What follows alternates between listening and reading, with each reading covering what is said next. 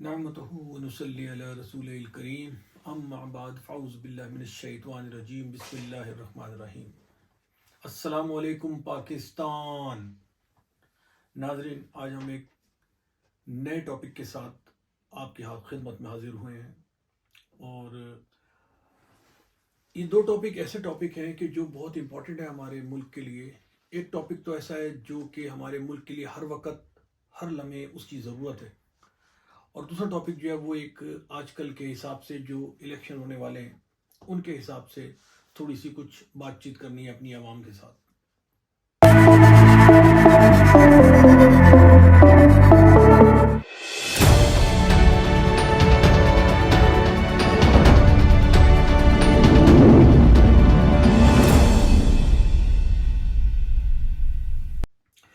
پہلا ٹاپک ہے ہمارے جو خرد و نشو کی اشیات ہیں، ہماری جو کھانے پینے کی چیزیں ہیں، جو سبزیات ہیں، پھل فروٹس ہیں اور جوسی، تو یہ چیزیں جو ہیں ان کے بارے میں کچھ بات چیت کرنی ہے کہ ان کے ریٹس اپ اینڈ ڈاؤنس کیسے ہوتے ہیں۔ دیکھیں، ایکچول میں ہوتا یہ ہے کہ جو ہمارا گروور ہے یہ بیچارہ سب سے زیادہ پریشان ہے اس وقت، کیونکہ وہ محنت کر کے چیز اگاتا ہے۔ چیز اگانے کے بعد وہ جب لے کر آتا ہے منڈی میں بیچنے کے لیے، تو منڈی کے باہر ہی لوگ اس کو روک لیتے ہیں، اور روکنے کے بعد ان سے اونے پونے دام خرید کے اور پھر مارکیٹ میں اپنے مرضی سے اپنے داموں سے چیزیں فروخت کرتے ہیں۔ اچھا، ہوتا یہ ہے کہ وہ جو چیزیں اپنے داموں سے فروخت ہو رہی ہوتی ہیں ان کی وجہ سے ان کے پرائز اتنے ہائی ہو جاتے ہیں کہ ان کے پرائز کو روکنا کسی کے لیے بھی کوئی بھی قابل قبول بات نہیں ہوتی کہ کوئی روک لے ان کو۔ لیکن یہ کام تو ہماری گورنمنٹ کا ہے کہ ہماری گورنمنٹ ان کے اوپر نظر رکھے کہ کون سا شخص اور کون سا ایک ادارہ ہے یا کون سے لوگ ہیں جو ان چیزوں کے خرد و نشو کی جو اشیاء ہیں ان کو اپ اینڈ ڈاؤنس کرتے ہیں۔ اب یہ دیکھنا ہماری گورنمنٹ کو چاہیے، ہمارا کام تو نہیں ہے۔ ہمارا کام تو صرف یہ ہے کہ ہم دیکھیں تو پھر آگے بتا دیں کہ یہ کچھ ہو رہا ہے، اب اس کو انہوں نے کنٹرول کرنا ہے اور کیسے کرنا ہے یہ وہ کریں گے۔ جیسا کہ میں آپ کو مثال دیتا ہوں، جو سبزی مارکیٹ ہے اس کے اندر آپ جب نوٹ کریں تو جو ہمارا گروور ہے وہ بیچارہ اگاتا ہے، محنت کرتا ہے، 2-3 مہینے چیزوں پہ محنت کرنے کے بعد ان کو اگاتا ہے، اگانے کے بعد ان کو منڈی میں لے کر آتا ہے۔ منڈی میں باہری لوگ ان کو پکڑ لیتے ہیں اور ان کے ٹرک اونے پونے دام خرید لیتے ہیں۔ اب یہ کون لوگ ہیں؟ یہ کون لوگ ہیں جو اتنا پیسہ رکھتے ہیں اور انویسٹ کرتے ہیں؟ یہ کون لوگ ہیں؟ ایکچول میں یہ لوگ وہ لوگ ہیں جو ہمارے ملک کے اندر آئے ہوئے افغانی۔ یہ افغانی کیا کرتے ہیں؟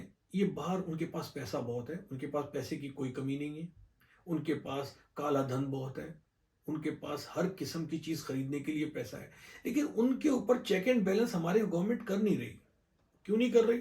اب یہ ہماری گورنمنٹ جانتی ہے، یا وہ لوگ جانتے ہیں جنہوں نے چیک اینڈ بیلنس کرنا ہے، یہ وہ جانتے ہیں۔ میں سمجھتا ہوں کہ ان کو چیک اینڈ بیلنس کرنا چاہیے کہ پتہ تو چلے کہ یہ کون لوگ ہیں اور ان کے پاس اتنا پیسہ کہاں سے آیا کہ عوام بیچاری ذلیل ہو جاتی ہے۔ اب مارکیٹ میں ایک چیز وہ بیچ کے جاتا ہے گروور 20 روپے کلو، وہ خریدتے ہیں 20 روپے کلو، اور اس کے بعد وہ مارکیٹ میں لا کے 50 روپے 60 روپے 70 روپے اپنی مرضی کے دام سے بیچتے ہیں۔ وہ جو سبزی والے خرید کے ان سے سبزی لے کے جاتے ہیں، وہ اپنے علاقوں میں لے جا کے اپنی سبزی اپنے حساب سے بیچتے ہیں۔ 50 کی 60 کی وہ خرید کے لاتے ہیں، 150 کی وہ بیچ رہے ہوتے ہیں آگے، اور شور مچ جاتا ہے جی پیاز کا ریٹ بڑھ گیا، جس سبزی کا ریٹ ڈبل ہو گیا۔ او بھائی کیوں ہو گیا؟ کہاں سے ہو گیا؟ ٹماٹر کا ریٹ ڈبل ہو گیا، کہاں سے ہو گیا؟ یہ صرف اور صرف چیک اینڈ بیلنس نہ ہونے کی وجہ سے سب کچھ ہو رہا ہے، اور یہ ہونا چاہیے۔ چیک اینڈ بیلنس ہونا چاہیے۔ جب تک ان پہ چیک اینڈ بیلنس نہیں ہوگا ہمارے ملک کے اندر مہنگائی پہ قابو نہیں پایا جا سکتا۔ ہم گورنمنٹ کو دوش دیتے ہیں کہ جی گورنمنٹ کر رہی ہے، گورنمنٹ کچھ بھی نہیں کر رہی۔ گورنمنٹ صرف ایک کام کر رہی ہے کہ وہ چیک اینڈ بیلنس نہیں کر رہی، اور یہ چیک اینڈ بیلنس گورنمنٹ کا کام ہے، یہ گورنمنٹ کو کرنا چاہیے۔ اب ہم آتے ہیں دوسرے چیپٹر کی طرف۔ ایک الیکشن ہونے والے ہیں، اور الیکشن سے پہلے بڑی گہما گہمی بھی ہے، اور بیچ میں کئی لوگ قتل بھی ہو رہے ہیں، مارے بھی جا رہے ہیں۔ اب یہ جو مارے جا رہے ہیں یہ کیوں مارے جا رہے ہیں؟ اب یہ ایک سوچنے کی بات ہے کہ ان کو مارنے کے پیچھے کیا کام ہے، یا مارنے کے پیچھے کون سی ایسی تجویزیں ہیں جو یہ کرنا چاہتے ہیں؟ کیا الیکشن روکنا چاہتے ہیں، یا یہ الیکشن کروانا چاہتے ہیں اور کوئی طریقہ ایسا نیا اڈاپٹ کرنا چاہتے ہیں، یا یہ مار جو رہے ہیں ان کو کیوں نہیں پکڑ رہے اور وہ پکڑے کیوں نہیں جا رہے؟ ان کو پکڑے جانا چاہیے۔ پہلی بات تو یہ ہے کہ انہیں پکڑے جانا چاہیے جو اس طرح کے شریف لوگوں کو گھر سے نکلتے ہی قتل کر رہے ہیں. بہرحال یہ گورنمنٹ کا مسئلہ ہے، گورنمنٹ کو چاہیے کہ اس پہ ذرا سوچے اور سوچ بچار کرے. دیکھیں دوسری بات رہی الیکشن کی. الیکشن میں ابھی جیسا پہلے انہوں نے کیا تھا، اب یہ کس نے کیا تھا یہ سب جانتے ہیں کہ جو پہلے ہوا تھا کہ عمران خان کو جو سیٹیں ملی تھیں وہ تقریباً 40% 45% سیٹیں ملی تھیں. اب اس کے اندر کچھ آزاد تھے اور کچھ لوگ آپس میں مل کے انہوں نے ایک گورنمنٹ بنائی. وہ گورنمنٹ پاورفل نہیں تھی اور پاورفل نہ ہونے کی وجہ سے لوگوں کو بڑے نقصانات ہوئے اس میں، اور گورنمنٹ کو بھی ہوئے. عمران خان کی جو گورنمنٹ تھی اس کو بیچاری کو بہت نقصان ہوا کہ انہوں نے اپنی حکومت میں رہ کے کچھ بھی چیز بنا نہیں سکے، نہ ہی وہ کچھ نیا قانون پاس کرا سکے، نہ ہی کسی پہ عمل درآمد کرا سکے. وہ کیوں نہیں کرا سکے؟ کیونکہ ان کی ایک پاورفل اور مستحکم حکومت نہیں تھی. اب جو الیکشن آ رہے ہیں اس الیکشن کے اندر کیا ہوگا، یہ ایک بڑے ٹارگیٹڈ قسم کے الیکشن ہے. ابھی اس الیکشن کے اندر کس کو آنا ہے یہ بڑی امپورٹنٹ بات ہے. ہمارے بہت سے ایسے بڑے بڑے تاجر ہیں جو کلیئر اور کھلے عام کہہ چکے ہیں کہ اگر نواز شریف کو لایا گیا تو ہم ملک چھوڑ کے چلے جائیں گے. دیکھیں اس کے اندر ایک بڑی امپورٹنٹ بات یہ ہے کہ نواز شریف صاحب کو اگر لایا گیا تو یہ بات تو ایک فیکٹ ہے کہ اگر میاں صاحب آ گئے تو میاں صاحب اس دفعہ اگر آ گئے تو میاں صاحب دل کھول کے کام کریں گے. یہ بات تو فیکٹ ہے. وہ جتنے پرانے ان کے اوپر کیسز بنے ہوئے یا ان کے اوپر جو الزامات ہیں وہ ان سب کو دھونے کی پوری کوشش کریں گے اور عوام کے لیے ایک اچھا ریلیف لے کر آئیں گے. اور میں جہاں تک سمجھتا ہوں کہ وہ جب آئیں گے تو میری اندازے کے مطابق وہ ڈالر کو بھی 100 روپے پہ واپس لے آئیں گے، جو میرا آئیڈیا ہے. پیٹرول کو پھر 60-65 روپے پہ لے آئیں گے، میرا آئیڈیا ہے. اور ساتھ میں جو ہمارے ملک کے اندر گیس اور بجلی کی پرابلمز ہیں اس کو بھی ختم کر دیں گے. میں سمجھتا ہوں اس بات کو کہ یہ کریں گے کیونکہ انہوں نے اپنے آئندہ آنے والے وقت کو کیپچر کرنا ہے.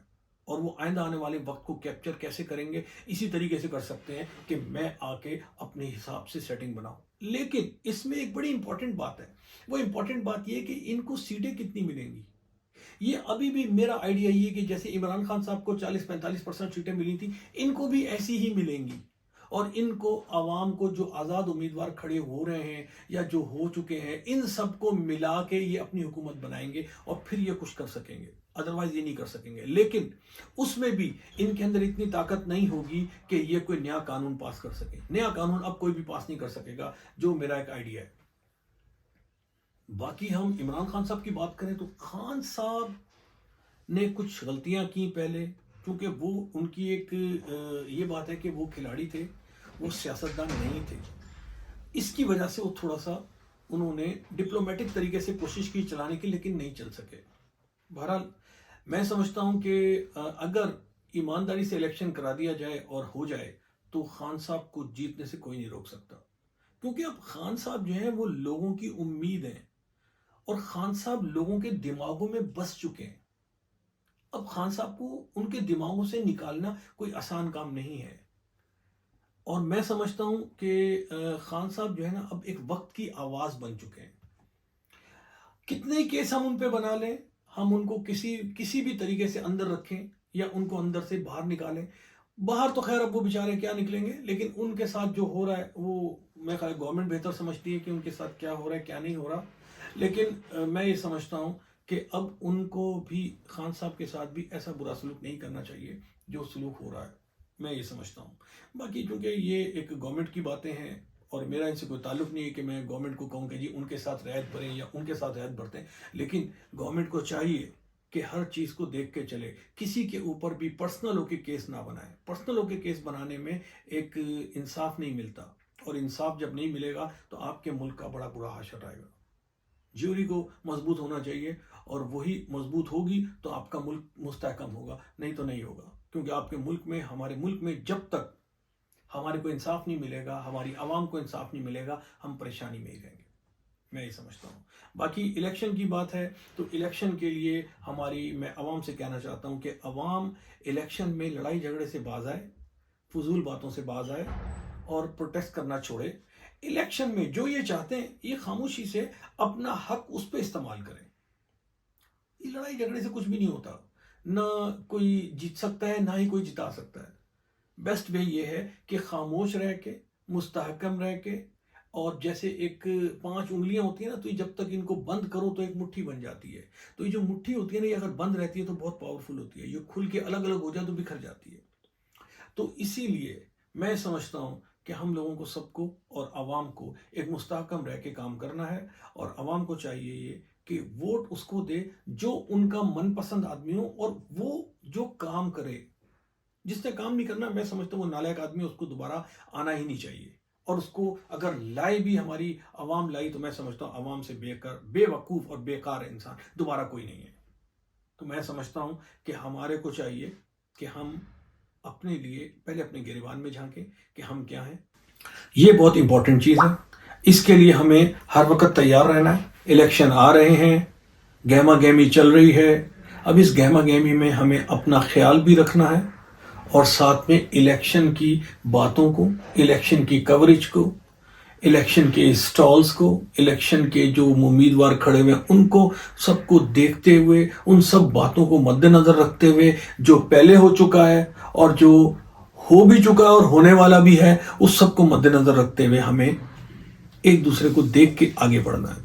اور میں سمجھتا ہوں کہ ہم اگر انسانیت سے اور اچھے طریقے سے ان ووٹنگ میں حصہ لیں گے، تو میں سمجھتا ہوں کہ ہم اس آدمی کو لا سکیں گے جو ہمارا من پسند ہو اور جو ہمارے لیے کام کرے. میں سمجھتا ہوں یہ بہتر طریقہ ہے. باقی عوام بہتر سمجھتی ہے، میرا کام تھا بہتر طریقے سے عوام کو آگاہ کرنا. انشاءاللہ نیکسٹ ایپیسوڈ کے ساتھ دوبارہ حاضر ہوں گے آپ کی خدمت میں. السلام علیکم ورحمۃ اللہ. پاکستان زندہ باد، پاکستان پائندہ باد.